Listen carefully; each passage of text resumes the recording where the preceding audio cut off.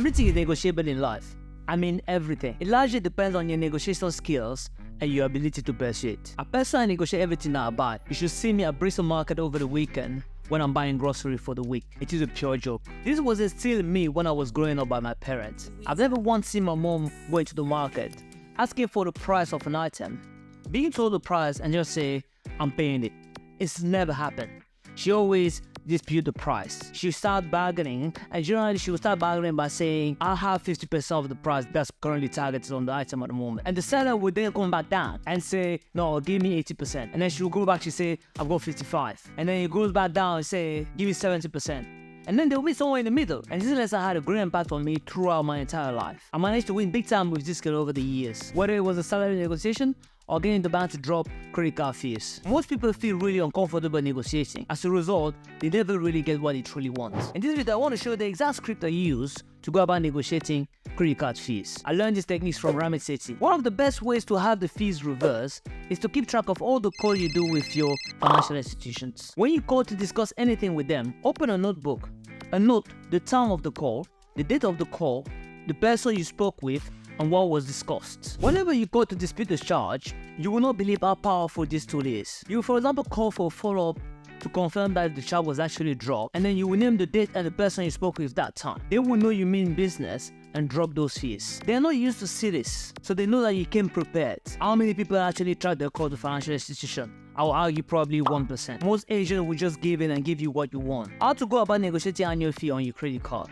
As I mentioned in the past, I always advocate getting a card that doesn't have any annual fee on them. That's just because I don't want to be tracking if the overall benefit I'm getting is higher than the cost I'm paying on the card. But if you got a card before you watch this video and it was never disclosed to you that there's an annual fee on the card, call the number that's at the back of your card and ask. If the answer is no, then you have nothing left to do. But if the answer is yes, say something like this. Hi there, can you please tell me what I'm currently paying as an annual fee on this card? They say something like, it looks like you have an annual fee of £100 a year on this card. You should then come back and say something like this. I will already pay no fee. Can I have this year fee waived? You need to know that credit card companies compete heavily between each other. The reason why this information is important is because you want to use it as a leverage for your next phase of this negotiation. Note that this works 50% of the time and you have nothing to lose by asking. So if they came back to you and say they can't waive the fee, say something like this. I've done my research and I've noticed that there are a lot of companies that are offering the same benefit with no annual fee on the card, and I will hate to take my business elsewhere. Is there something that you can do for me here? They'll come back to you and say something like, can you please hold for a moment? I would like to discuss this with my manager. From then on, two things will happen. They will either come back to you and say, after reviewing your account internally, we've decided to waive your fee for this year. Or they will say there's nothing they can do for you at this point. So if they say there's nothing they can do for you, don't close your account and open an account with a competitor with no fees, because that will temporarily affect your credit score negatively. Just ask them to switch your account to a no card fee, and that way your credit score stays intact and you will not be paying any annual fee going forward. Remember, when calling, be confident. A negotiation is not a begging exercise.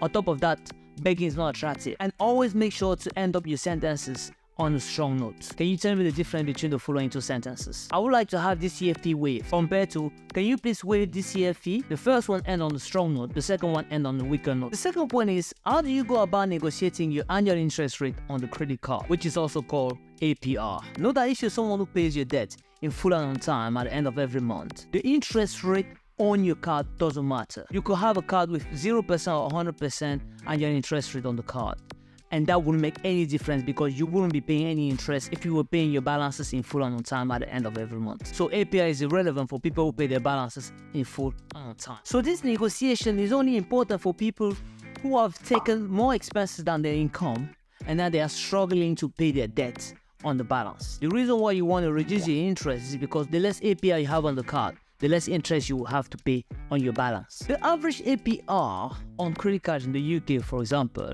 are currently sitting at 22%. This is shockingly expensive if you're not paying your balances in full on time at the end of every month. Considering that you only get 8% if you have your investment sitting in the market, credit card interest rate represents 2.75 times the amount that you'll be getting from the market. This is just to show you how bad this is. And in the extreme cases, because we have certain card that has an APR of 78%, that will represent 9.75 times the return that you will get on the market. So you want to understand how credit card works so that you can make money from it not give it away to the credit cards company. Say something like this: "Hi there, I would like to have my APR lowered." They'll come back to you and say, "Why?" You used to go back and say, "I have been a loyal customer for the past 2 years.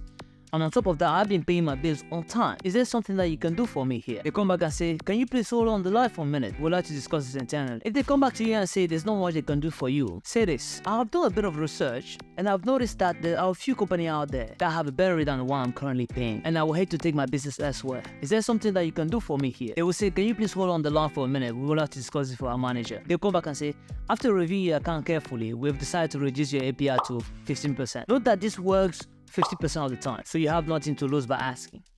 How do you go about negotiating missed payment fees to have them removed from your account? Sometimes you want to start your negotiation with something that's completely unrelated to the issue. It helps you build rapport, and it disarms them in case they were on the defensive when starting the call. Not a lot of people call them and ask them how their day is going. Most people, when they call the bank, they get straight onto the issue. I found that establishing some rapport at the beginning of the conversation always put them at ease. So I always ask, "How are you? How's your day going?" And we have a bit of back and forth before actually discussing the issue that is at hand. When you build that level of familiarity, you create something that's called social capital. You might not want to cash in on that capital at the time of the call, but that might become handy at some point later on in the future. So if you had missed a payment, you know that you're at fault. So the approach here is a little bit different than the one above, because sometimes credit card will not disclose the annual fee on the card, or you wouldn't know to look for annual fees or to look at interest rate on the card just because you don't understand how credit card works. So your approach there is different. But when you have missed a payment, that's your fault,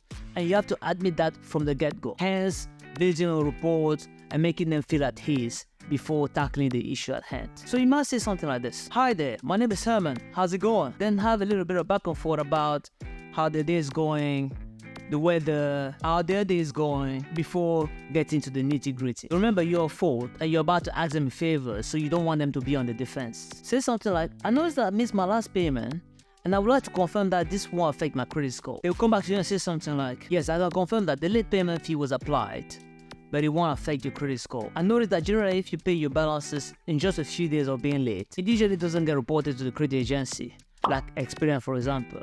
But always ask, just to be sure." So just to follow up from their response, you then say, "Thank you, I'm really happy to hear that. Now, about that fee, I would like to have it removed." They will say, "Why?" You then say, "It was a mistake and it won't happen again, so I would like to have it removed." They'll probably come back to you and say, "I'm sorry, but we cannot remove this fee." That's when you go back with your knockout punch. You guessed it. "I'm sorry to hear that, but I've been a loyal customer for the past 5 years, and I'll hate to see this one fee drive me away from your business. What can you do to remove the fee?" They come back and say, "Let me talk to my manager about this." A few seconds later, they'll come back and say, "I was able to remove the fee this time. It's been credited to your account." The smile on my face at that point is astronomical, and it is a shame that they can't see it, because I know that I just dodged the bullet. There are instances where you might want to increase your credit limit, and let me emphasize that this is only for the pro. By pro, I mean these are people who have always paid their bills in full and on time on the credit card. We talked about credit utilization rate, which represents 30% of your credit score, and we discussed that we wanted that rate to be below 25%. We also discussed that the way to find out your credit utilization rate was to divide your balances on your credit card by your credit limit. If that amount was less than 25%, you were in the clear. If it was above 25%, you were in the wrong. So if you're someone that has monthly large expenses and you always pay your balances in full and on time at the end of every month, you might want to increase your limit so that you always stay below the 25%. That's only if you've checked that every expenses that are going through are legitimate, are necessary, and they need to be spent. So the first step is to go through expenses and make sure that they are all legitimate. If they are not, you have to cut them out. If they are and absolutely necessary, you need to increase your credit limit. The increase of the credit limit is only for allow for the credit utilization rate to be lower than 25% and nothing else. This is not for you to just spend above your earnings. It's a purely strategic move. So if you have larger expenses and you notice that it's getting closer and closer to your limit, therefore you won't have a credit utilization rate of less than 25%, call the bank and say something like this: "Hi there, I would like to increase my credit limit. It is currently sitting at 4K and I would like it to be 10K. If they ask you why are you requesting for an increase in the credit limit, go back to them and say something like this: "I have been paying my bill for the past few months in full and on time, and I have some important upcoming purchases. Can you please approve my request?" If they check your account and they see that you have actually been paying your bill in full and on time, they will increase your credit limit in no time. But I have to repeat myself, this is just a strategy move to improve your credit score. This is not for you to go and spend the money that you don't have. Over the years, I've noticed that people with a good credit score are not taking full advantages of the benefit that are sitting with their credit card. If you have a good credit score, you can have fee waived, credit extended, and get promotion that other people don't have access to. Call the number on the back of your card and say something like this. I recently checked my credit score